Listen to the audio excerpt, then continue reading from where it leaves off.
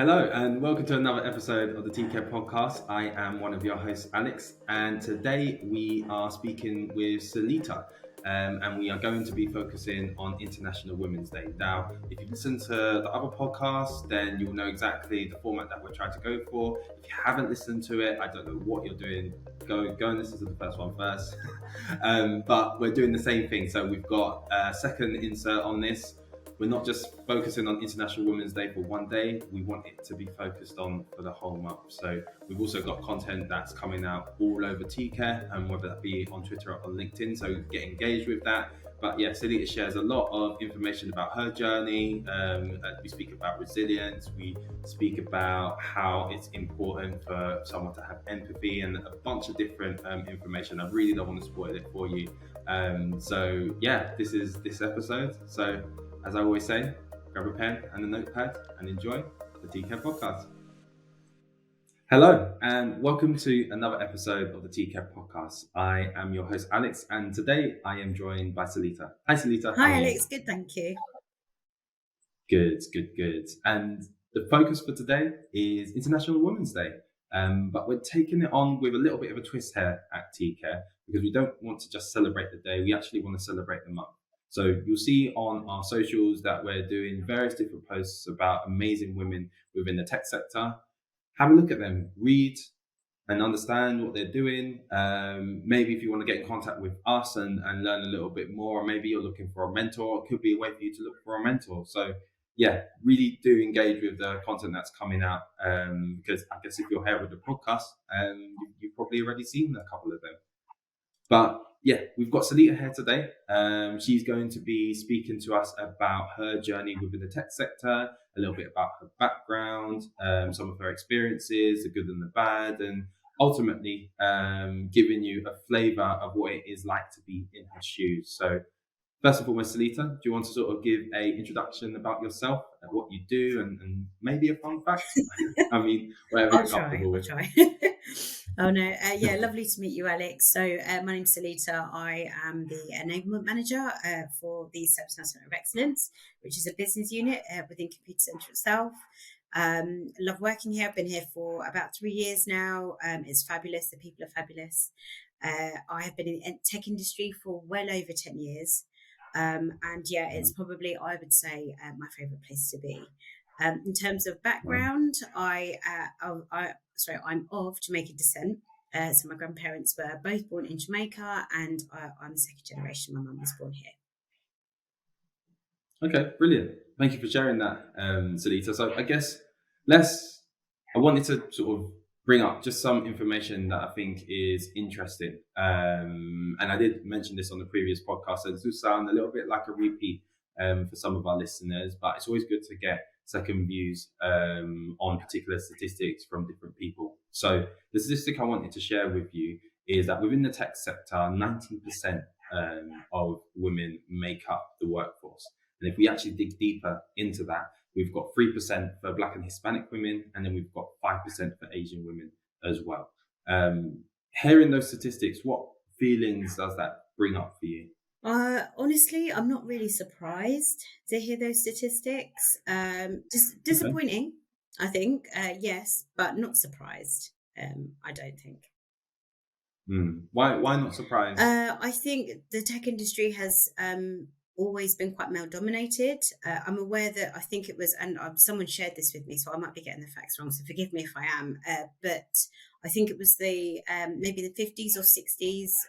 There was a really large push, maybe even later actually, given technology, but I know there was a really large push actually for women to get into the industry and essentially work because it was all about kind of, sitting at a desk and that kind of thing, and women actually began to become really, really prominent in the industry, though it was women that was actually going to university and studying technology and things like that. And as the industry grew and the industry became more popular, and men began to see, and I'm saying men generally here, I'm not sort of pointing at anybody specifically, but as men began to see the kind of money that could be made from this industry, there was a much larger push to get men in, and it was all about kind of advertisement for men Men sort of sitting at a laptop, for example, or a computer, would have been a computer in those days. And then, the woman might have been in the background kind of washing up dishes. And so the advertisement and drive was a lot much more towards getting men into the industry. And that's kind of how the slow drive kind of went towards it becoming more of a male-dominated industry, and men started picking up more education within it and started attending more university, and there was just that slow shift. And so I think that sort of happened across many industries in life. So it doesn't surprise me. But I would like to think that that's changing now. I'm seeing many, many, many different women from all across ethnicities joining the industry, and so I hope to see change soon. Wow. And that's a great historic fact, because that's not something that I'm privy to, and I'm sure a lot of the listeners aren't privy to that as well. So I'll definitely keep that in my brain for a conversation around the round table. I mean, I could have been wrong with a couple of things there, but I think that was the basic gist of the story. Yeah. So I guess you mentioned around how it's changing a little bit for women at the moment. Do you feel like there's a large difference between those who are of a traditional white female versus any other sort of backgrounds? Do you think it's the same? What's your thoughts? I think there is a disparity between, a Caucasian background female who comes into the industry and those from ethnic minorities. I think there probably is a disparity. I think you sort of mentioned the figures there, so that kind of speaks for itself. The reasons for it and kind of how I feel about it, I think there's probably many cultural influences as to why that's the case. I know with some cultures, women are probably pushed more towards, becoming a lawyer, getting into law, or, becoming doctors or surgeons and that kind of area, medicine, rather than IT. So I can see how culturally that might be shifting now slightly, and where there's there was a disparity for so long. But yeah, definitely, I hope to see change, and I hope to see more women from every background get more involved. Yeah. No, I agree with that point as well, and I think it's quite a good segue to talk about sort of your upbringing and your background, because you mentioned there about being pushed in a certain direction to have a certain role or a certain career, or be someone who stays within the home. And that could be quite generic for Caribbean culture in general. So how did you sort of get through that phase of maybe being pushed in a direction and then move into the point of making that decision for yourself of this is what I want to do? And then what did that support system look like from your family as well? Alex. Oh, it's a big one. You might need to come back to me with a couple of those. Okay, so all right, let's go with the first one. So in terms of my background and stuff like that, and I think the drive to work and the kind of the reason why I have and sometimes I use this word and people kind of roll their eyes, but the passion, the reason why I have the passion to do the job is essentially it comes from my mum and it comes from my grandma. My grandmother was definitely the matriarch of the family, and I know that kind of is similar for a lot of Caribbean families. You have that strong matriarch, and that was definitely my gran. She was she came over in the 50s. Like I said, she was a nurse. She trained to become a nurse, and she did that right the way through to retirement. And she used to work in an old people's home. So I saw her get up and go to work no matter what. I don't think she retired until she was in her mid-70s. And then she retired and went back to Jamaica. So, I'd go and have a sleepover. She'd be working weekends. She'd be working nights. My granddad would finish work. He worked on the London Underground, on the railroads and things like that, railways. And so, he used to get up and go and pick her up from work and stuff like that. So I saw my gran work no matter the weather, no matter how she was feeling, no matter if she was sick. That work ethic always stayed. And with my mum, what I got from my mum was she did any job. She did not care. She would do anything, whether it was cleaning, whether it was a teacher. My mum has gone across industries with her various roles. And for her, it was just get up and make your own money, essentially. And what I saw from my mum was working really menial jobs. And she went from that to becoming a senior member of staff within the council. And I saw her do that over a sort of 15, 20-year period, and she did not stop. And I think from that alone gave me the understanding of what it is to kind of just keep striving, just keep striving. So Wow. that was one of the big things for me in terms of work ethic and drive. Wow. Yeah, because it seems like you had two really big mentors during your upbringing, and seeing two females who are empowered to really work hard and provide. Yeah, I can understand why you're in the position that you're in now. I guess shifting slightly, you would have had to make a decision on what you wanted to do, whether that was tech or beyond that. Was it university that was your pathway, or did you sort of Okay, so go sixth form, or was it, did you skip that altogether? Apprenticeships, obviously, there's multiple yeah, paths I'm you going to say something can partake. really controversial, right? That's just something really controversial. I went to uni and I wish I hadn't. Yeah, Okay, and I'll tell, yeah, I'll interesting. explain why. So when I was, it was a positive for a few reasons. Obviously socially, the ability to be able to stick at something and not give up. You taking the initiative, you've got to live by yourself. You've got to learn to dress yourself, all that kind of stuff, feed yourself. So from that angle, it is brilliant. From where I studied, which was travel and tourism, to where I am now, which is tech. Obviously it doesn't really marry up, but I actually started doing travel and tourism because I actually wanted to be in the tourism industry. I studied there so that I could travel essentially and essentially live in another country and work. And that's why I did it. I worked at Luton Airport, I've worked at Heathrow Airport, I've worked for Virgin Atlantic. So I sort of accomplished that in terms of that side of things. And then what actually happened was I was in HR administration.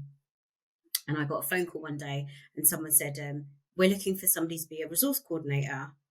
And I said, what is that? Yeah. And they said, don't worry, all you've got to do is just be able to speak to people and get on with people. And I thought, oh yeah, I could do that. Definitely, I'll go for the interview. I got this job. It was working for a company called Temenos. Fantastic. It was my first role within a kind of professional services industry.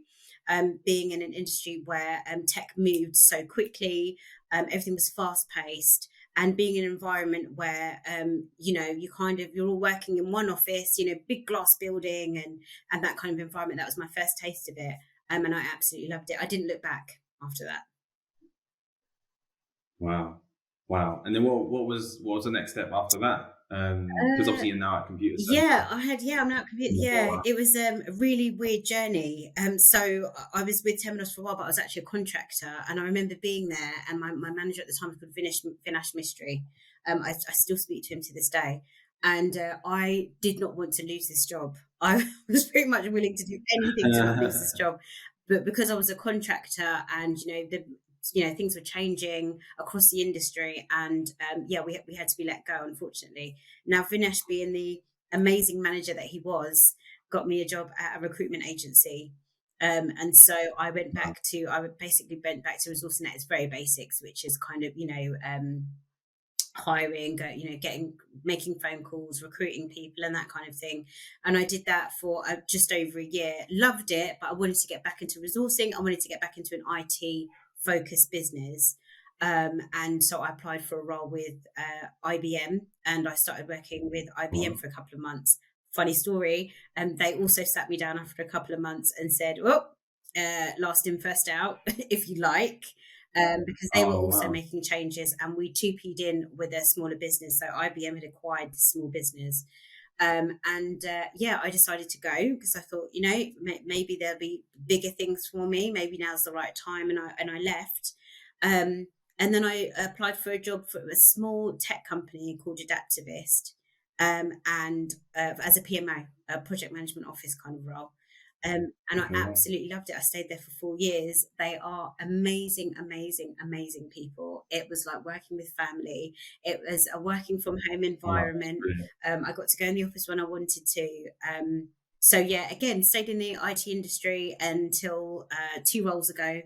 So I went to PwC after 4 or 5 years. I thought I want to be a resource manager. And then I wanted to get back into a small business again. So I applied to work for a company called Team Ultra, who, again, amazing small company, and Computacenter bought them. So here I am. Wow. That is amazing. And just pointing out the part about PwC, it's not simple to obtain a role there as well, right? Yeah. The amount of people that I've spoken to within my peers, they really try and get the best of the best. I do commend you. Oh, thank you very much. That's lovely. Thank you, I Ellie. think that's Thank you. amazing. And even the journey as well, just the ability to not have fear. 100%. I think a lot of people, the way you're saying it seems like you didn't have a lot of fear. It was more like, I'm just going to do this. And if it doesn't work out, then that's okay. I can shift and change. I've got my internal skills and my internal belief. That's what radiates from you when you share that story. And like, I'm guessing that's something that was sort of coming from your childhood, right? And I guess my next question is more, what's the feedback that you've had from family on this? Have you ever had a conversation to say, this is what I've done, this is what I'm doing? Yeah. This is the part you've contributed to my life to be this type of person. I've definitely had that conversation with my mum. 100%. I've had that conversation with her. I think I spoke with my gran briefly about it. My gran was always so positive. I would call her up in Jamaica and she'd say, Sela, so everyone calls me Sela for short, my family call me this. She'd say, Sela, I'm so proud of you. You know, she'd say, you're doing so well. You know, she'd say she was just so proud, and that was definitely a driver for me. And I would do things and think, oh, you know, Granny's going to love this. I can't wait to tell her, you know, that kind of thing. And same thing with my mum. I'll be honest, I don't really speak to my family that much about my work. We speak in passing, you know, about something, you know, how was work, that kind of thing. I don't think any of them really know the full history. And that's not necessarily because I'm trying to hide it. I think that's probably more because, I don't know, we just tend to keep things separate. I tend to keep work away, but definitely my mum and my grandmother, 100%. And like you said, that belief system, if you don't have that self-belief, it's so hard to move forward with a lot of things. Yeah. So yeah. It can be. It definitely can be. I'm wondering, now you're at Computacenter and you said you was at a previous small business that got acquired. What is it about Computacenter at the moment that you feel they're doing well? And what do you feel like is a challenge in regards to women in general working at Computacenter? Okay. So what are they doing well at the moment? They're doing a lot of things well in terms of inclusion. So inclusion is, and its people are the forefront when it comes to Computacenter at the moment. They are not even at the moment. I think this is something that has been a running theme for a good couple of years now. And I think it's just being built on and built on and built on and built on. And I think this is about development courses. They've got Growing Together development courses aimed at women. They have a number of different initiatives, communities that you can join, safe spaces where you can discuss certain subjects and things like that. There's discussions happening at the moment around a group for women who are going through menopause, and so there are lots of inclusion and supportive communities that are available, and learning opportunities. Like I said, there's a development course, one of many that are available within Computacenter. There's a lot of mentorships that are available. So I'd really say for women in Computacenter right now, the world is your oyster. I think there's nothing to kind of hold you back. I think, of course, you're always going to come across maybe people or personalities who aren't quite ready for the change or not quite used to change just yet. And I don't think that is secular to Computacenter. I think that's secular. I think that's the industry as a whole. You know, I think it doesn't matter where you go, you kind of have those personalities and experiences. But the main theme right now at Computacenter, and I think will be for a while moving forward, is about driving change. And so I think it's becoming more and more and more of a safe space for women.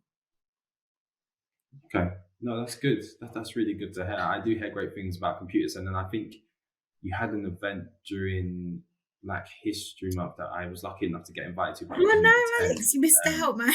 Yeah, I know. I think I was double booked with something else. But who did you get to speak? I'm trying to remember. So we had Tyrell Lewis was the host of that event. Yes, and he has some amazing guests, and we had Selena Boyd.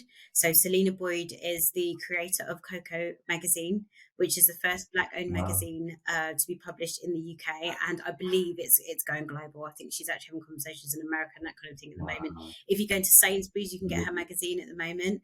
But she's featured many different artists, Michael B. Jordan. I know she's got a relationship with at the moment, Jada Pinkett. I've seen her interact with Jada Pinkett. So she's doing loads. So it was amazing having her there. And she was discussing her experience and sort of the journey that she's had, taken her from, where she was previously to this point where she is at now. And that journey was amazing to hear. Amazing. Yeah. Wow. Yeah, I definitely did miss out. I can't remember what I was doing. Whatever. If you can't remember it, Alex, I just, what can we say? Yeah. There was so much going on. Everything was happening in a week. One of the TK founders, Lumin, also had an event as well. They were doing like a mini carnival. We'll do something again this year, Alex. You'll be invited to that. Yeah, I'll hold you to that as well to make sure I get that front seat as well. Because I know Colin sometimes he's a bit up and down when it comes to sending me. Oh, really? But I'm joking. We're I love you.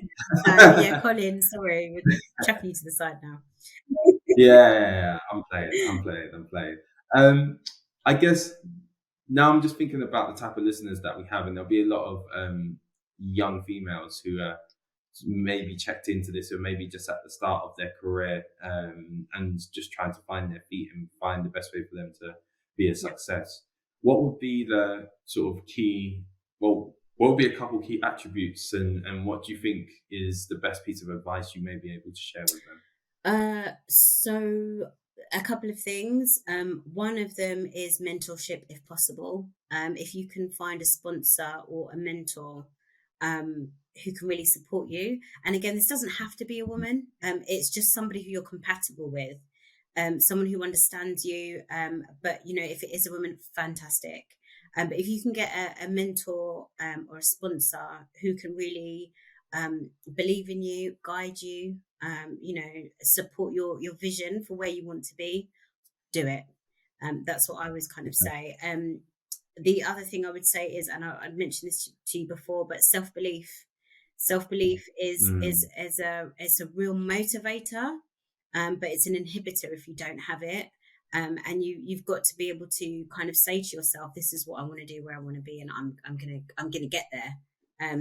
So if you're lacking in that, or you're struggling with that, work on it, because it will take you places. Do you think lack of self-belief is something that is pertinent with a lot of women within the tech industry? Do you think that may be the case, or do you think it's? I mean, I don't think it's just the tech industry. I think women in general, not all women, some women in general struggle with self-belief. I think in the tech industry, what you tend to find is sometimes the skill sets that are required to do various roles kind of mean that self-belief kind of tuck in with it, because you've got to have the ability to, some people it's coding, some people it's development, some people it's being a program manager, and so they'll have had years of experience already, skilled experience that gives them confidence in their role. And so with confidence comes self-belief, because you can do the job.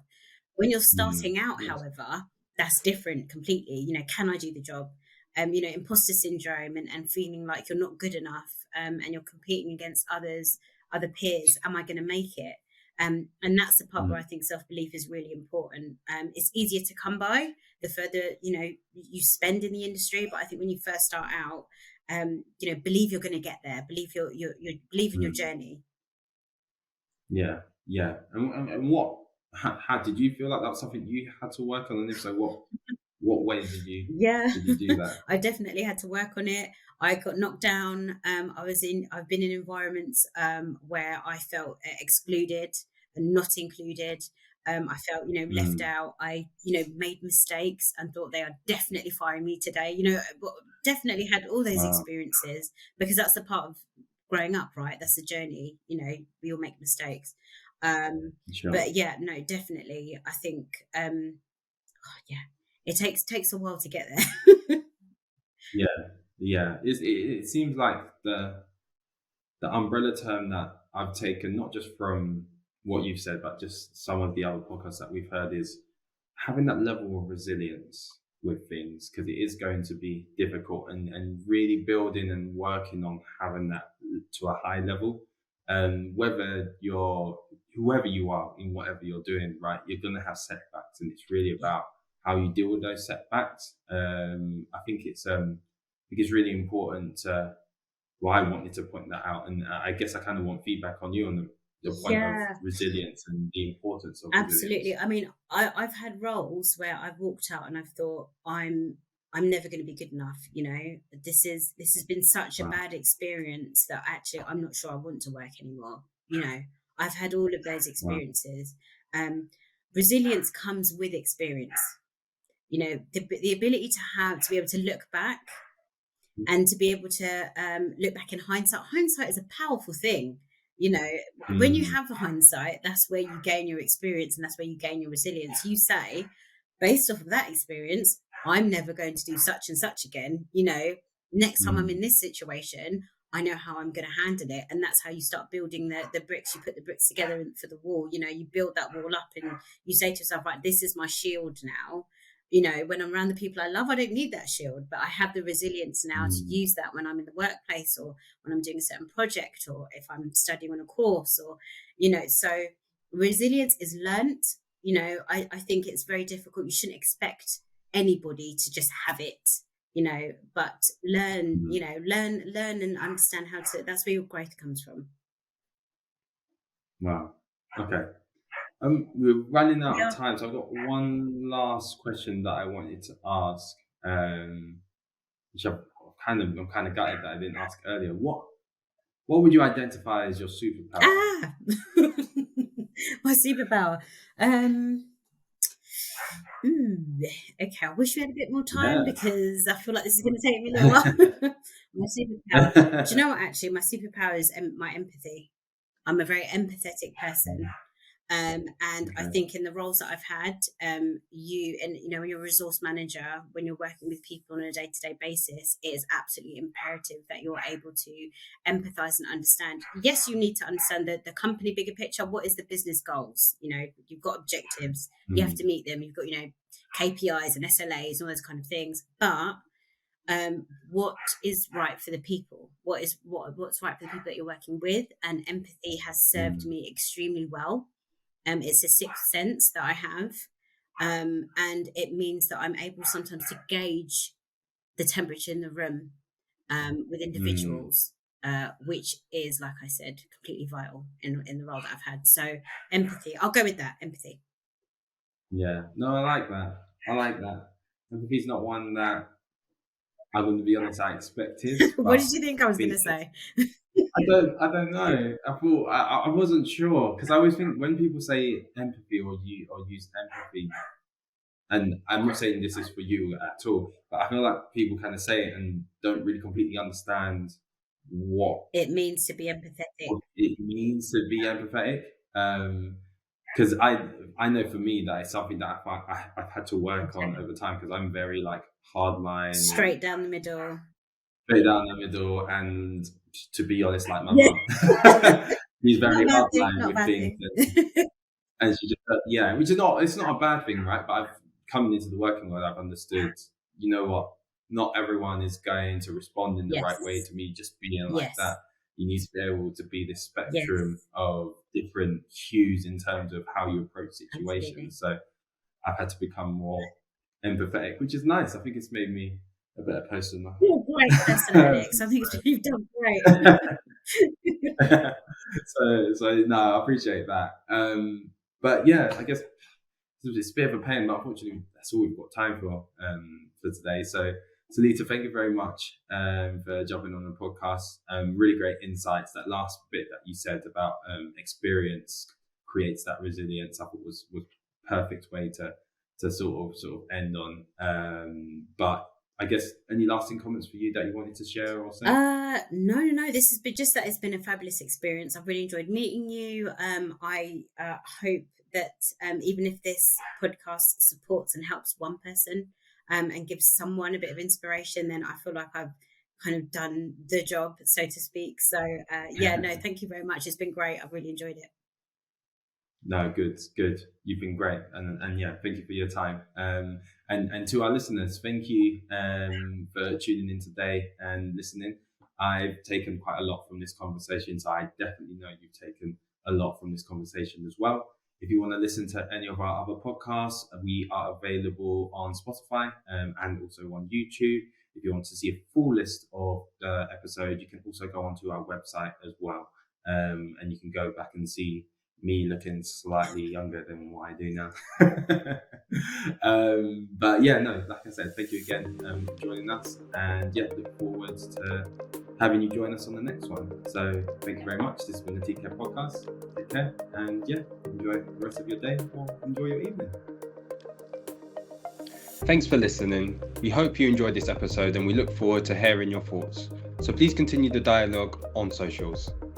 To stay updated on when we release the next episode, follow us on LinkedIn and on Twitter at TC4RE. And don't forget to check our website at www.tcare.org for more information and content on today's topics.